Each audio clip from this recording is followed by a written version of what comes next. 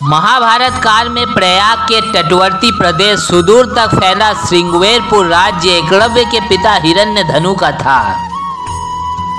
यह वही श्रृंगवेरपुर है जहाँ के राजा निषाद राज गुह थे, जो त्रेता युग में प्रभु श्री राम के परम मित्र थे। गंगा के तट पर स्थित श्रृंगवेरपुर की सुदृढ़ राजधानी थी। उस समय श्रृंगवेरपुर राज्य की शक्ति मगध, हस्तिनापुर, मथुरा, चेदी और चिंदेरी आदि बड़े राज्यों के समकक्ष थी। निषाद राज हिरण्यधनु और उनके सेनापति गिरिवीर की वीरता विख्यात थी।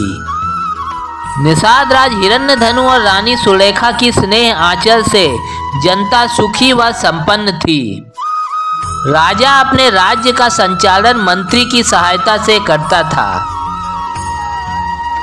निषाद राज हिरण्यधनु को रानी सुलेखा द्वारा एक पुत्र की प्राप्ति हुई। उस पुत्र का नाम एकलव्य रखा गया। 5 वर्ष की आयु में एकलव्य की शिक्षा की व्यवस्था कुलीय गुरुकुल में की गई। बाल्यकाल से ही अस्त्र शस्त्र की विद्या में बालक की लगन और एक निष्ठता को देखते हुए गुरु ने बालक का नाम एकलव्य संबोधित किया। एकलव्य के युवा होने पर उसका विवाह हिरण्यधनु ने अपने एक निषाद मित्र की कन्या सुनीता से कर दिया। एकलव्य धनुर्विद्या की उच्च शिक्षा प्राप्त करना चाहता था।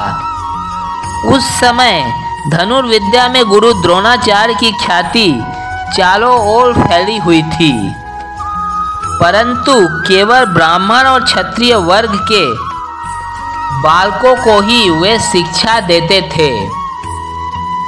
महाराज हिरण्यधनु ने एकलव्य को काफी समझाया कि द्रोण तुम्हें धनुर्विद्या की शिक्षा नहीं देंगे, परंतु एकलव्य ने पिता की बात को नहीं माना और उसकी शस्त्र विद्या से प्रभावित होकर गुरु द्रोण उसे स्वयं शिष्य बना लेंगे, यह बात बोली।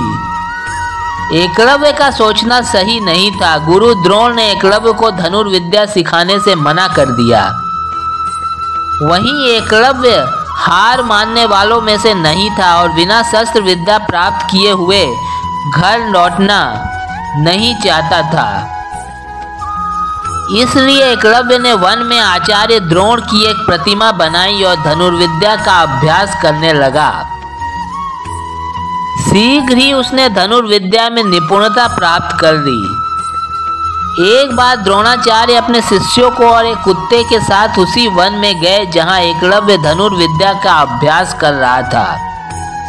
कुत्ता एकलव्य को देखकर भौंकने लगा। कुत्ते के भौंकने से एकलव्य की साधना में विघ्न व्यवधान हो रहा था। इसलिए एकलव्य ने अपने बाणों से कुत्ते का मुंह बंद कर दिया। कुत्ता गुरु द्रोण के पास भागा भागा गया। यह एकलव्य का एक बहुत ही क्रूर और हिंसक कृत्य था, जो किसी भी जानवर या जीव के प्रति उचित नहीं था। द्रोण और उनके शिष्य यह देखकर एकलव्य की खोज करने लगे। अचानक उन्हें एकलव्य दिखाई दिया। गुरु द्रोण ने जब देखा कि एकलव्य ने एक जीव की अपने स्वार्थ के लिए ऐसी दशा की, तो उन्हें एकलव्य पर बहुत क्रोध आया। द्रोण ने एकलव्य से पूछा कि उसने यह धनुर्विद्या किससे सीखी। एकलव्य ने जवाब दिया, आपसे आचार्य। एकलव्य ने गुरु द्रोण की मिट्टी की बनी प्रतिमा की ओर इशारा किया। गुरु द्रोण ने सोचा कि यदि यह धनुर्विद्या एकलव्य जैसे क्रूर और निर्दयी बालक के हाथ में लग गई, तो यह तो पूरे मानवता के लिए खतरा होगा। यह सोचकर एकलव्य की धनुर्विद्या की तीव्रता और निपुणता को कम करने के लिए गुरु द्रोण ने एकलव्य से गुरु दक्षिणा में उसके दाएं हाथ का अंगूठा मांग लिया। एकलव्य ने अपना अंगूठा काटकर गुरु द्रोण को अर्पित कर दिया। इस प्रकार गुरु द्रोण ने एकलव्य की धनुर्विद्या को तीव्रता को कम कर दिया, जिससे उसके क्रूर स्वभाव से कभी भी भविष्य में मानवता की हानि ना हो। दूसरा तथ्य यह है कि एकलव्य ने एक गलत उदाहरण प्रस्तुत किया था। संसार के सम्मुख गुरु द्रोण की मूर्ति बनाकर धनुर्विद्या का अभ्यास करके इससे भविष्य में कोई भी किसी गुरु के पास जाकर कोई भी विद्या प्राप्त करने नहीं जाता, अपितु सभी गुरु की मूर्ति बनाकर शिक्षा ग्रहण कर लेते।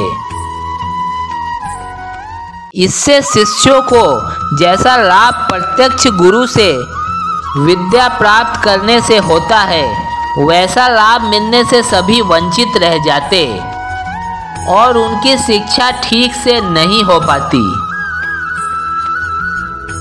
हमें सदैव प्रत्यक्ष गुरु से विद्या प्राप्त करनी चाहिए, जिससे हमारी शिक्षा और विद्या का पूर्ण विकास हो सके, ना कि गुरु की मूर्ति बना के या किसी को गुरु मानकर।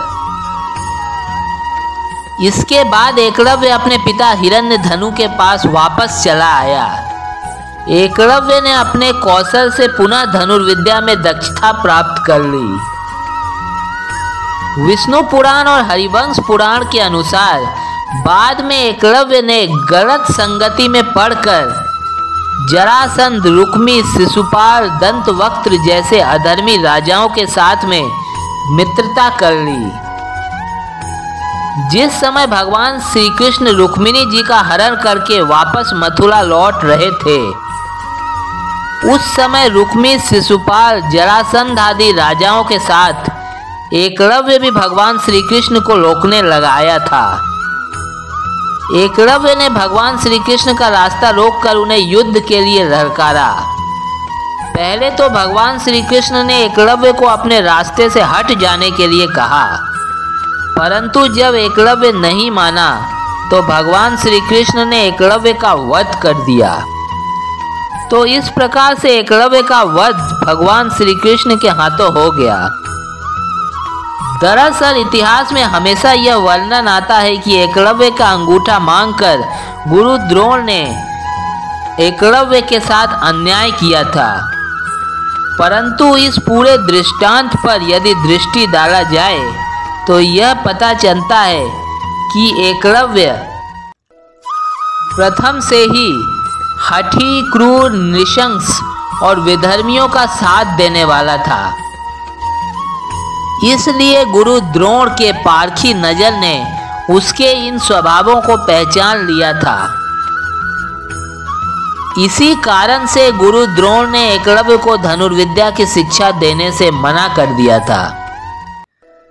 फिर जिस एकलव्य का वध स्वयं नारायण के अवतार भगवान श्री कृष्ण के हाथों हुआ था, भला उसका चरित्र कैसे अनुकरणीय हो सकता था।